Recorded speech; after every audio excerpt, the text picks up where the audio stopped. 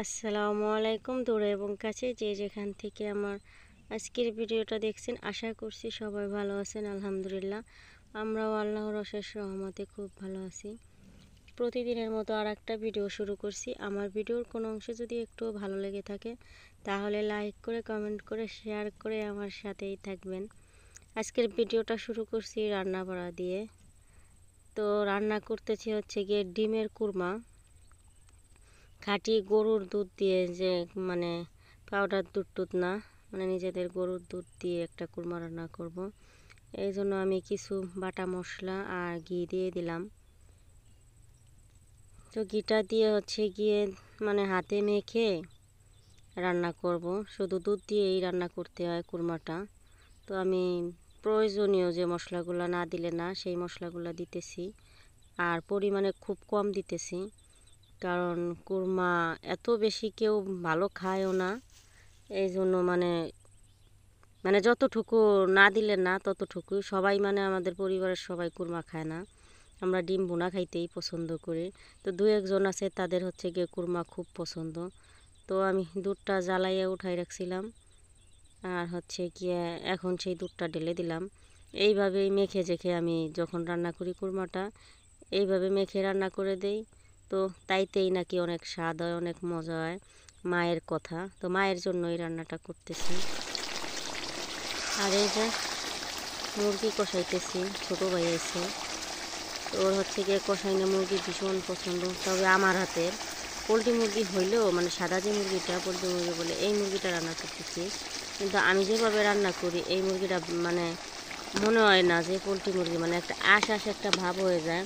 আমি হচ্ছে গিয়ে মাংসটা মানে কেটে ধুয়ে লবণ মেখে লেবুর রস মেখে অনেক সময় রেখে দেই। এই জন্য মাংসটা খেতেও খুব মজা হয়। আর ও বিশেষ করে আমার হাতের রান্না, আমি যাই রান্না করি ওর ভালোই লাগে। এই জন্য ও আসলেই কয়, আফা এই জিনিসটা রান্ধো, ওই জিনিসটা রান্ধো। আর বোন হিসাবে আমি ওকে, বোন, ওদের আর কোনো বোনও নেই, মানে ওরা শুধু তিনটে ভাই।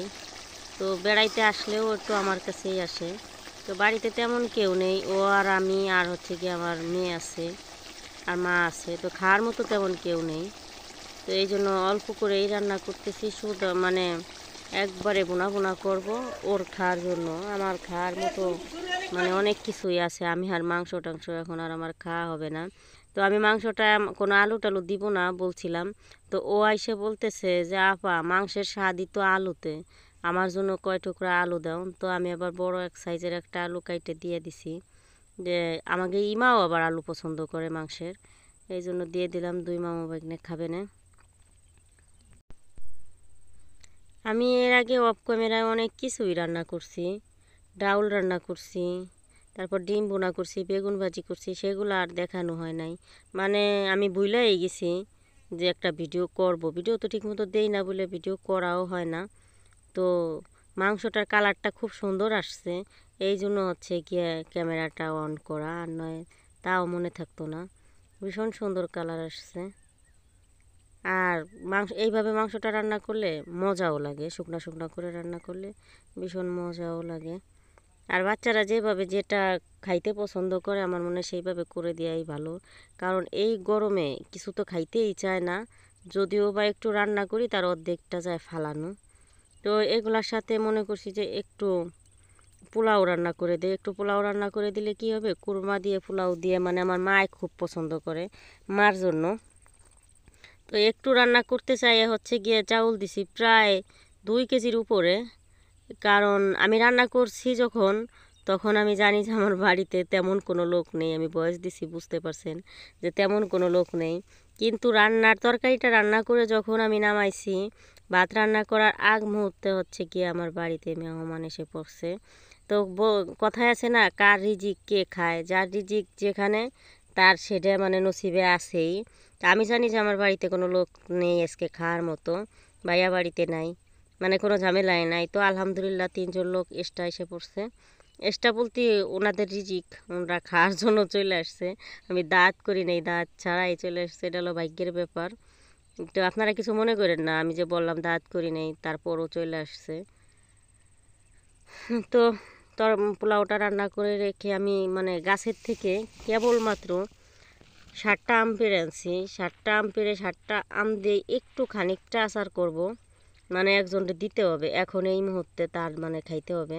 বললাম না 3জন মেহমান আসছে, তার ভিতরে একজন হচ্ছে গিয়ে আচার খাওনি এক ধরনের মানুষ থাকে, মানে ভাত মাংস কিছুই ভালো লাগে না, সেগুলারে হচ্ছে গিয়ে আচার দিতে হয়। সেই একজন আচার খাওনি আছে, আচার খাওনির জন্য মানে তাড়াতাড়ি গাছ থেকে আমি আম পাইরেই তার জন্য একটু আচার করতেছি, কারণ যে যা খেয়ে ভালো থাকে গরমের সময় তো, আর সে হচ্ছে গিয়ে অসুস্থ,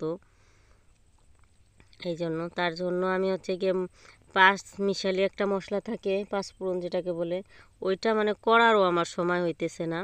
আমি মানে চাট মশলা টশলা যেখানে যা ছিল হেয়ে দিয়ে আচার ঠুকু বানামু, মানে ফাঁকিবাজি আচার যাকে বলে, মানে কোনো তেল টেল কিচ্ছু দেই নাই, শুধু আমটারে চিনি দিয়ে একটু নাড়াচাড়া দিছি, মানে টকটা তার হইলে হয়েছে, টক হইলে দেখা যায় সে খাইয়ে হয়তো বা একটু সুস্থ সুস্থ ভাব থাকবে, এই জন্য তার জন্যই মানে আচারটা করলাম। তো আচারটা হচ্ছে গিয়ে কালকে দুপুরের পরে বানাইছিলাম, আর এই যে হচ্ছে পরের দিন সকালবেলা হচ্ছে গিয়ে আমি মেহমান আছে অবশ্য, খিচুড়ি রান্না করতেছি। খিচুড়িটা মানে ডাউল চাউল যেটাকে বলে গ্রাম্য ভাষায়, সেই খিচুড়িটা রান্না করতেছি। আর এক চুলায় হচ্ছে গিয়ে আমি মাছ বোনা করব, ডিম বোনা করব। খিচুড়িটা হচ্ছে এখন খাওয়াবে, আর এই ডিম বোনা মাছ বোনাটা দুপুরের জন্য, মানে আমি এক জায়গায় যাব, এর জন্য আমি চাইতেছি যে সব কিছু গুছিয়ে গাছিয়ে রেখে যাই, কারণ পোলাপানে যাতে ঠিক মতো খাইতে পারে। এই জন্য আমি তরকারি যেখানে মানে আমার যেখানে যে কাজগুলো আছে আমি চাই আমি বাড়ি না থাকলেও আমি মানে গুছাই গাছাই রেখে গেলে দেখা যায় বাচ্চারা সুন্দরভাবে খাইতে পারবে। মা আছে, মার শরীরটাও তেমন একটা ভালো না, এই জন্য আমি মানে যতটুকু আমার সম্ভব ততটুকু আমি মানে রেখে যাই। পানিটা পর্যন্ত আমি গুছাই রেখে যাই, যে ওরা যাতে ভাত খেয়ে পানিটাও খাইতে পারে, পানিটার জন্য যাতে ওদের মানে না উঠতে হয় খাইতে বসে, আমি সব কিছু গুছিয়ে গাছাই রেখে যাই। তো আমি সব সময় মনে করি আমার বাড়িতে যে মেহমানই আসুক যেমনই আসুক, আমি মনে করি লক্ষ্মী আমার বাড়ির মেহমান। আমার বাড়ির মেহমান আসলে আমার রান্না বাড়া সব কিছু মানে বেশি বেশি করি।